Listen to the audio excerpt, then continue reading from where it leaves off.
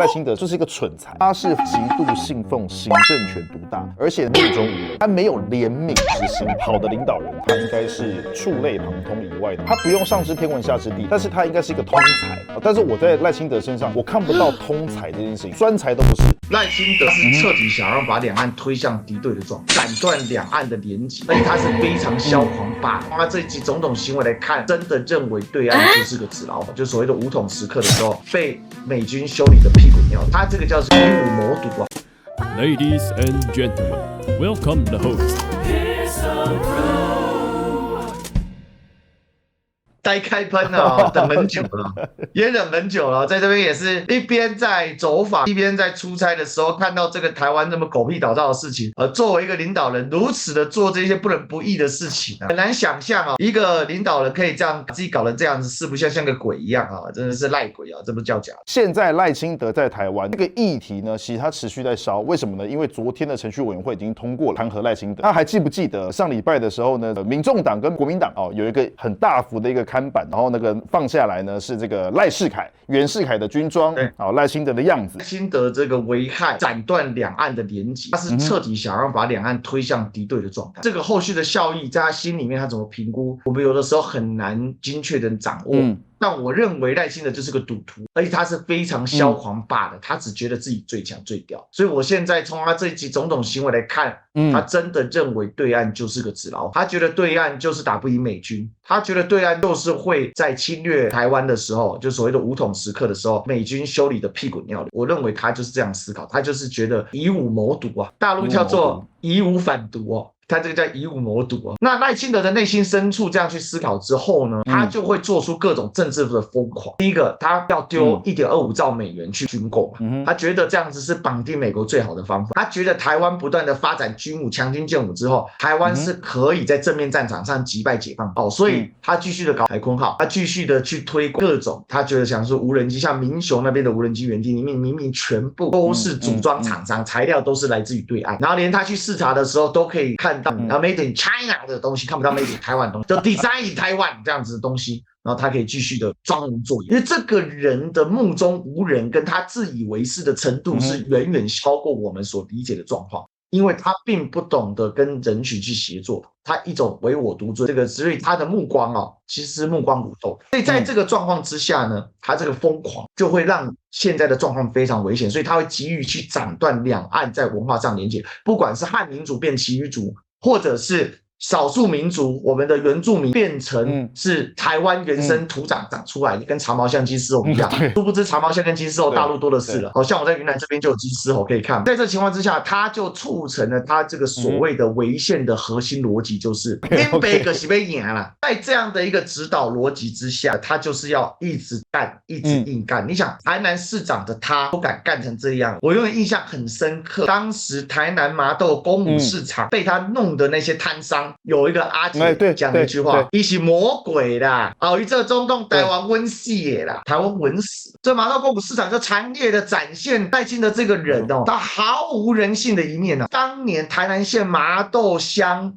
还是麻豆镇，当时这个公所跟摊商因为没有钱嘛，所以跟摊商来协商，摊商出钱，公所出地，他们把它整建成一个新的这个公有市场，然后呢，摊商可以长期低价去续租。结果县市合并之后，他就跟你说那是台南县政府跟你承诺的，跟我台南市政府一点关系都没有，通通要把人家收回来，把人家逼死，没错，一辈子积蓄就消掉，他完全不管，吃定你麻豆，老子吃定了，你怎么样？我想说哇，你跛豪是不是？台铁南移案，你在演电影是不是？但他就这样，200多天不进议会，学生跪在他面前，他直接呛学生说。同学，人民可以叫官员跪下吗？可以吗？同学回应说：“是我们跪在你面前。”赖清德愤恨不平说：“可以吗？”我就觉得他不在乎你怎么样，你知道吗？他只在乎他爽不爽，他就想睡醒那一只。所以今天的罢免的本质，就是赖清德这个人的权力欲已经膨胀到前所未有的程度。就像当年公有市场的阿姐说的那句话：“你是魔鬼啦！”真的，他就是个魔鬼，这个权力的魔鬼被放了出来。但是因为他在睡醒的魔鬼的当中呢，他是非常霸道，而且非常对对手残忍，但他对自己人却是相当庇佑，所以他就聚拢了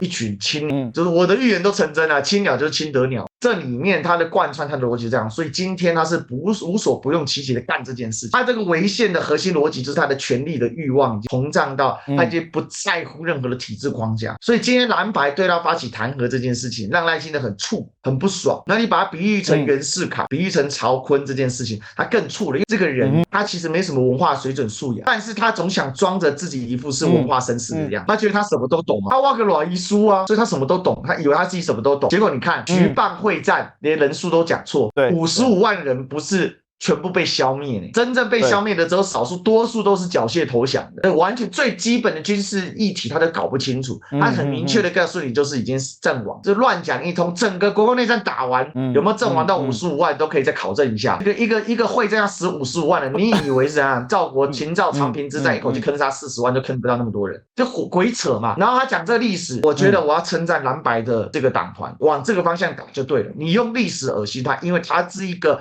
恣意妄为，他自以为他很聪明，一下面弄把一下面弄跳，但是问题是他找的那群狗头军师啊，一起骂杀啦，什么都不懂。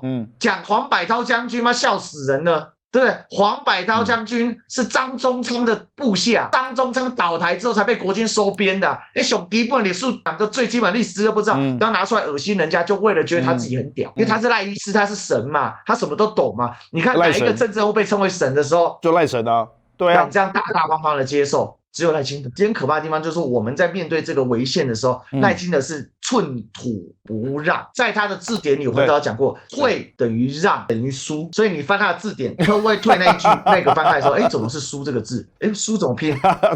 输怎么？输也念退啊，对不对？输也念让，对不对？你找部首也找不到，对不对？今天你找让，找言字旁，怎么办？那是一句车字旁的字嘞？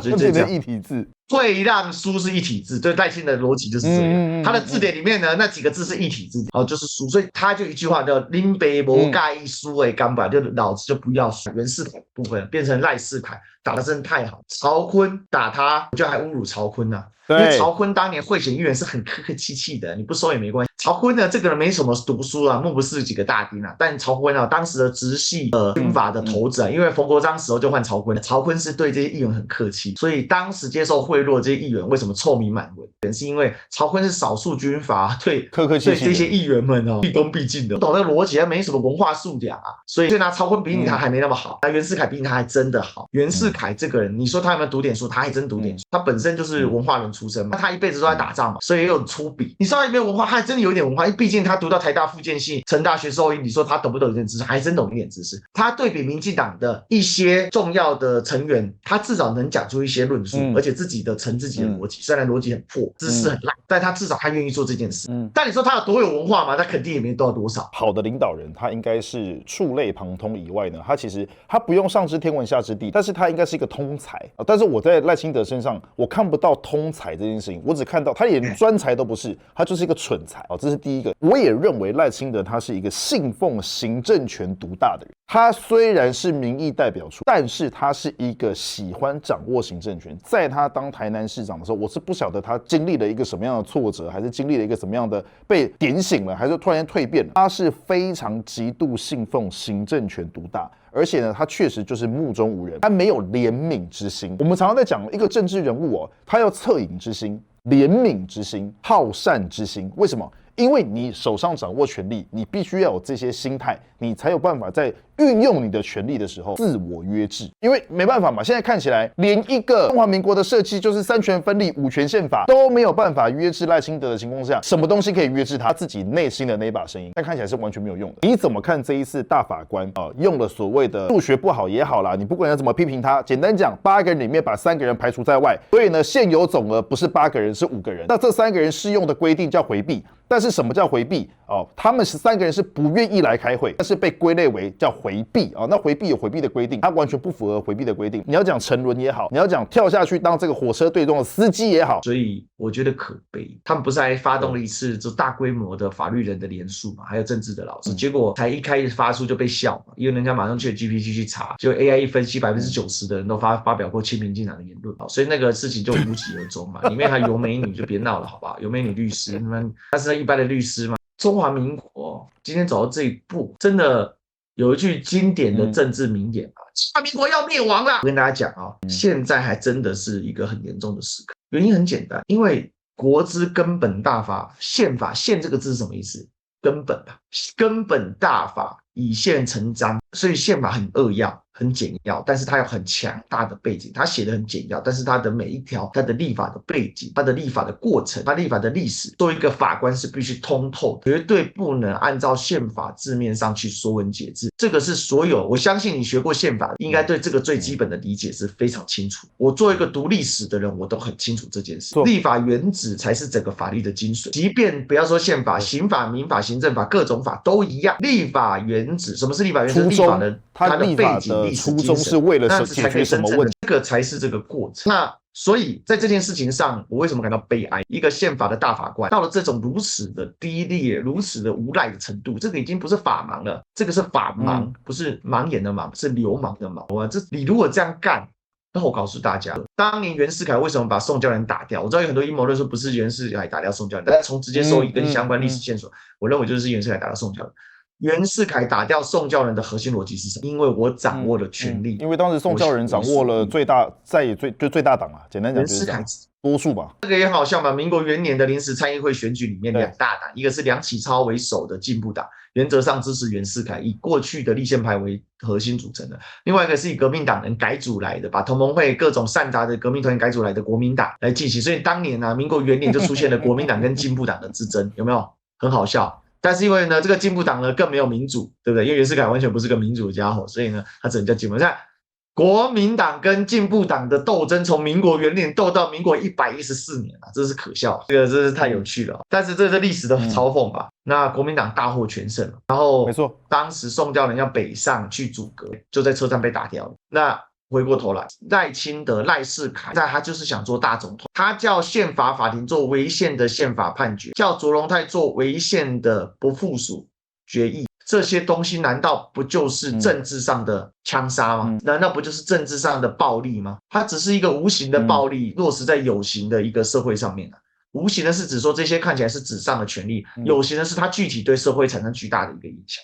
那这个是整个，我觉得今天我们看待这事情是非常非常悲哀，就是你大法官你这样干，今天只要蓝白选赢，我赖清德不用干。所以为什么他搞柯文哲关了1年？为什么他搞国民党黄旅锦如各个党部给你抄了一遍？不就好加在不管是这个国民党或民众党，虽然被抄到一些有的没有的，但是整体来讲抄不到什么重要的东西，所以大家才没有这么严重的事情。那像你民进党整个藏污纳垢，你敢面对吗？对吧？乱七八糟，一个小咖都可以在立委里面当蟑螂了。那所以回过头来，我们在讲这件事情的时候，我们就可以明确的一个事情是，未来只有生死时刻，违不违宪只是这个生死时刻的一个斗争的修罗场，它已经不再限于说你在讲什么规则，没有规则，川普就不跟你讲规则的，川普也不跟你讲规则的我只要能赢，我傻小都敢干嘛，对不对？那一样嘛，反川普的势力讲规则没有嘛？枪就给你开下去了，不是吗？所以这个斗争到最后就遮起来。所以为什么美国现在那么分裂，就是因为当你开启了地狱修罗门的时候，你看川普也是一个毫不在乎宪法、滥用总统权力的人，一模一样嘛。所以赖清德的想法里面，他看到川普那样，他看到袁世凯那样，他心里羡慕的要死啊。对，他看，所以这个整个事情就是这样。那要让线上的人感受不到线下的温暖，要有一个决一死战的一个气魄。抱歉，这个时代，没有人可以置身事外。大家看到最近最新的那个，我看葛如君质询的，教育部要求监视所谓的大陆的游学团，从头到尾，台湾的学生去大陆要先写什么字，所以我才说这事情可悲嘛。就是说我们竟然今天沦落到这种程度，然后民进党。赖清德他真的是个催化剂。然后我讲一个最后最可悲，为什么做一个都市人？我相信多的人私底下议论纷纷，觉得民进党不能这样干，没有一个学者有勇气真的站出来，指着民进党的鼻子骂，说我们来联署就是反对。当年傅斯年先生站在台大的校门口，老讲操他妈的，他敢进去吗？4·6事件的时候。这个台湾有个叫4·6事件，当时台大跟师大的学生，这个警总要抓人嘛，老蒋不敢进去。傅斯年说 over my dead body，就大还是现在说就采购我的尸体才能抓学生，这个是 Over My Dead Body 的原型哦，各位。所以王世坚的 Over My Dead Body 我不知道是不是受这里启发。其实当年胡适也是一样，胡适骂老蒋骂的跟什么一样，所以其实反而是那个年代的文人啦，他的风骨跟现在文人的风骨，我觉得又不太一样。当然，那个是一个巨大的动荡的年代，所以那个年代的读书人，我相信一定都常有风骨。那现在是相对一个平和的年代所以现在平和的年代的读书人，也许读书就是为了加官进爵，读书就是为了升官发财，跟那个年代在这么动荡的情况下，随时有可能牺牲生命，下一餐在哪里都不知道，他还要读书，你就表示他那个坚韧不拔的意志，跟现在可能是没有办法做类比。他们甚至还联署支持当权者继续维护国家，这才是这里面更悲哀的事情。你就会看到当年的杨度他在清末的时候，他是积极的立宪派。杨度这个人何等聪明，何等才智。到了袁世凯要称帝的时候，杨度组那个六君子筹安会六君子，吹那个马屁是能听的嘛？那些东西到今天根本没人看，因为大家觉得太下作了。你作为一个读书人、饱腹诗书的人，你杨度你怎么会去吹一个袁世凯这个大老粗呢？对，袁世凯当然不是真正意义上大老粗，不过这个人确实久经战阵沙场已经没什么文化底，很糟糕了。有文化但不多嘛，所以当时杨度找了一大堆这个北京的这一些乞丐来帮忙鼓吹袁世凯的红线帝制。今天这一群所谓的学者，这些绿色学者，难道不就是当年的筹安会吗？今天叫吹赖会，不就一样的意思吗？保赖会啊，臭不可闻问。这些人还有一点点作为学者、作为读书人、作为文人的气节吗？耻与你们为伍啊！说实在，你们根本不配作为所谓的知识分子。你们知识分子是什么？你是制造事端的知识分子。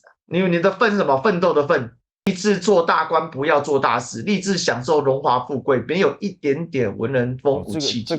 可悲的就是这样，对不对？我们整天被青鸟出征，然后我们有拿过政府1毛钱吗？我们有去申请过什么标案吗？那一些你看自习七七拿着盆满钵满，还要装着自己一副伟高上去。这一次到昆明其实是个契机，主要是上一次在广州的时候，然后有这个媒体的姐姐，他们就邀请，就是说这个云南这边有办一个算是深度的媒体的一个交流的活动，会到昆明跟西双版纳，然后问我有没有兴趣来看这样。那他们其实第一天就已经去了西南联大。昆明这个地方呢是抗战的重要的教育基地这个大陆现在的定义就是这样。没错。为什么？因为昆明当年有2所很重要的学校，是作为一个爱国教育基地，一个是文的。叫西南联大，一个是武的，叫做这个演武学堂啊。这个演武学堂甚至比黄埔军校创立都还要早，所以这个地方呢，自古以来它就有一个比较好的一个爱国氛围。那你刚才提到蔡锷将军啊，那肯定就是大家都比较熟悉的嘛。当年打败袁世凯就是他，因为大家现在就是